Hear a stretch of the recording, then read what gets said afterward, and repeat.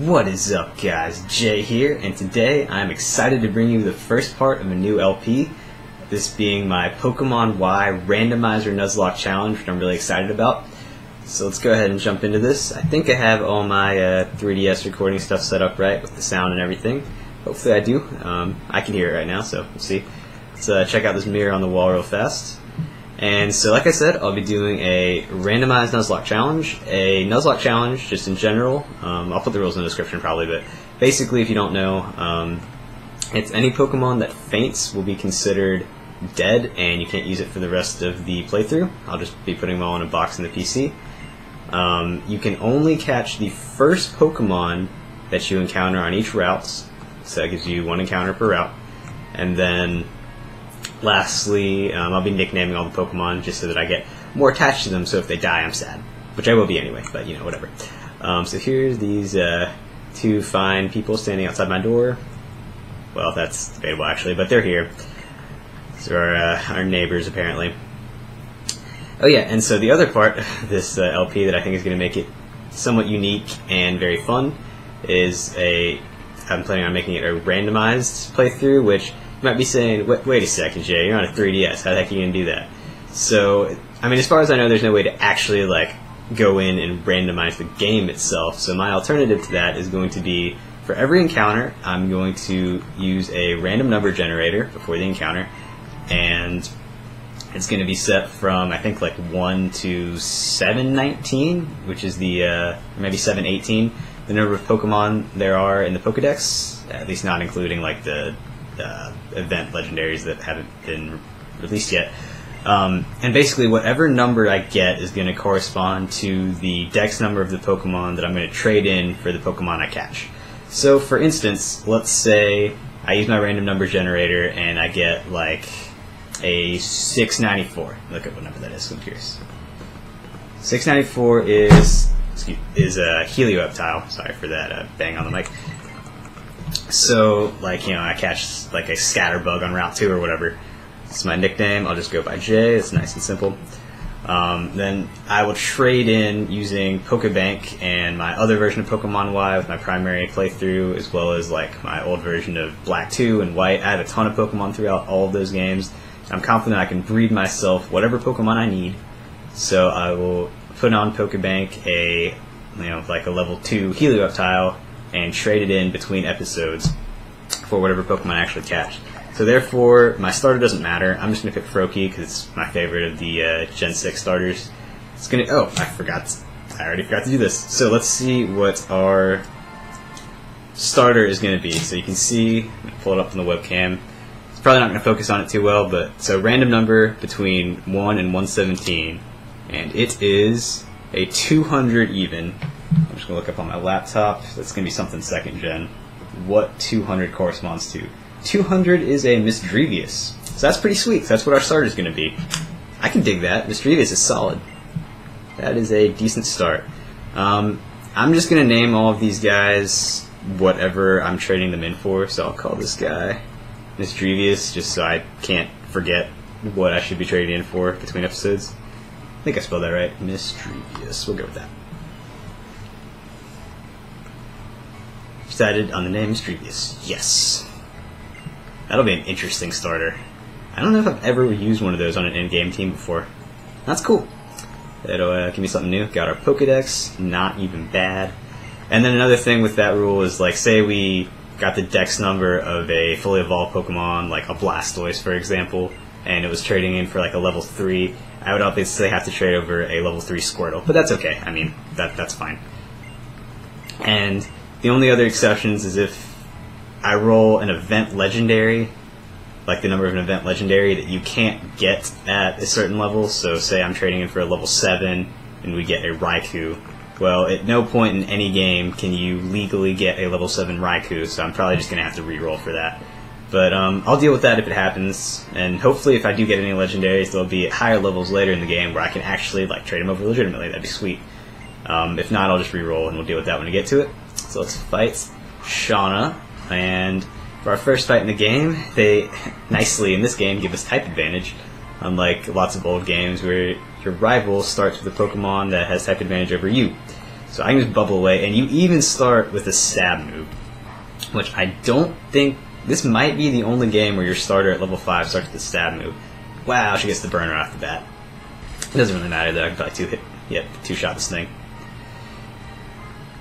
So they definitely made this game kind of easy, which, you know, is whatever.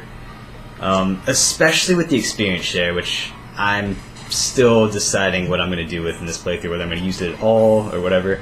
I did recently play through my copy of X without using the experience share, just to see how hard it would be, like not turning it on at all.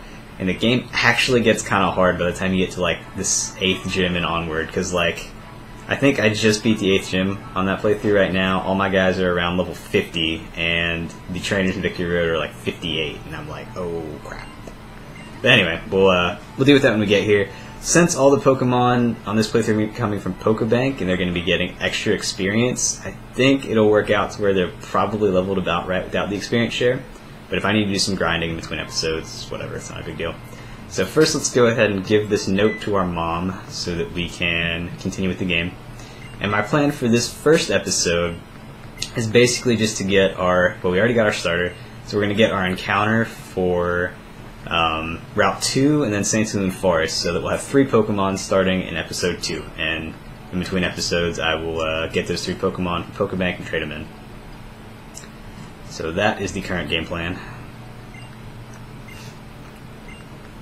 Actually, I don't know if I have access to a PC yet.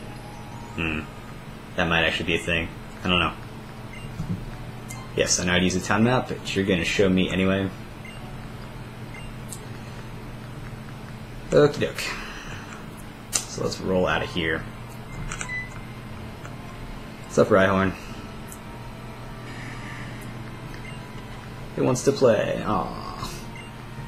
What a card. I guess Rhyhorn just wanted to give you a big send-off for your journey.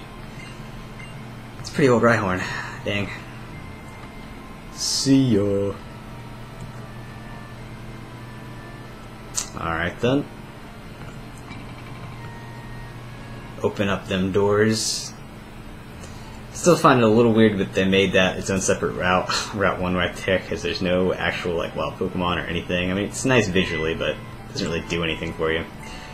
What's up, Mr. Hiker? Yes, I know Pokemon will pop up, but we shall be fine with Miss Drevis here on our side, who will soon actually be a Miss Drevis. So this encounter, in case you didn't know, is always a level 3 Pidgey. Always. So this doesn't count as our first encounter on the route because we don't even have Pokeballs yet. So I'm going to wait till Serena shows us how to catch a Pokemon, and then we shall deal with the Pidgey, or we'll deal with getting our first encounter on the route. Unfortunately, I can't skip this. She's going to show us how to catch a Pokemon, whether we want to learn or not. So we'll just blow through this real fast. I think she catches a Bunnelby, maybe? Let's see. Yep, it is a Bunnelby. And what do you have? You have a Fletchling at level 5, not even bad. Although in-game Talonflame kind of sucks if you don't have one with Gale Wings. When you have priority Brave Birds though in the metagame, that thing comes in pretty clutch. I've used that quite a bit on Battlespot. Much to the probably anger of the people I'm playing with. And holy crap, I just noticed she had 50 Pokeballs. I don't think I've ever seen, I didn't notice that the first time I played through. Man, she's rich. Need to give us some of those, which I think she's going to, but still. Got that money. Alright, so now we see how to catch a Pokemon. La-di-da. Pokemon went inside the Pokeball. Well, yes it did. What do you think your Fennekin is in right now? Yeah, exactly. Shut up, Sean. Yes, I'm sure you can, well, maybe you can't catch a Pokemon, but I will be doing so.